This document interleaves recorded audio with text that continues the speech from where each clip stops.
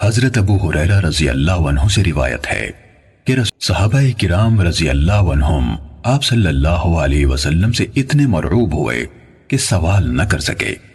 تب ایک آدمی آیا اور آپ صلی اللہ علیہ وسلم کے دونوں گھٹنوں کے قریب بیٹھ گیا، پھر کہنے لگا، اے اللہ کے رسول، اسلام کیا ہے؟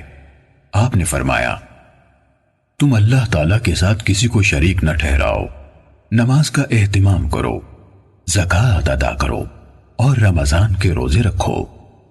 اس نے کہا، آپ نے سچ فرمایا۔ پھر پوچھا، اے اللہ کے رسول، ایمان کیا ہے؟ آپ صلی اللہ علیہ وسلم نے فرمایا، یہ کہ تم اللہ، اس کے فرشتوں، اس کی کتاب، قیامت کے روز اس سے ملاقات اور اس کے رسولوں پر ایمان لاؤ، مرنے کے بعد اٹھنے پر ایمان لاؤ اور ہر امر کی تقدیر پر ایمان لاؤ۔ اس نے کہا، آپ نے درست فرمایا۔ پھر کہنے لگا، اے اللہ کے رسول، احسان کیا ہے؟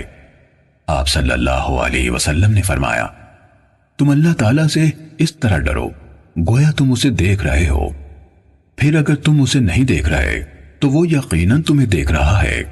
اس نے کہا، آپ نے صحیح فرمایا۔ پھر پوچھا، اے اللہ کے رسول، قیامت کب قائم ہوگی؟ آپ صلی اللہ علیہ وسلم نے جواب دیا، جس سے قیامت کے بارے میں پوچھا جا رہا ہے وہ پوچھنے والے سے زیادہ نہیں جانتا۔ میں تمہیں اس کی علامات بتائے دیتا ہوں۔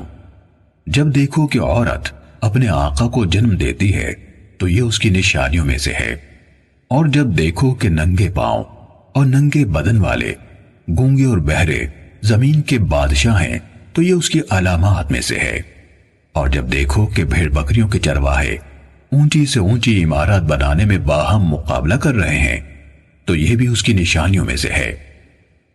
یہ یعنی قیامت کا وقوع غیب کی ان 5 چیزوں میں سے ہے جن کو اللہ تعالیٰ کے سوا کوئی نہیں جانتا۔ پھر آپ صلی اللہ علیہ وسلم نے یہ آیت پڑھی، بے شک اللہ تعالیٰ ہی کے پاس قیامت کا علم ہے، وہی بارش برساتا ہے اور وہی جانتا ہے کہ ارحام یعنی ماؤں کے پیٹوں میں کیا ہے، اور کوئی شخص نہیں جانتا کہ وہ آنے والے کل میں کیا کرے گا، اور کوئی شخص نہیں جانتا کہ وہ کہاں کس زمین میں فوت ہوگا۔ سورت کے آخر تک۔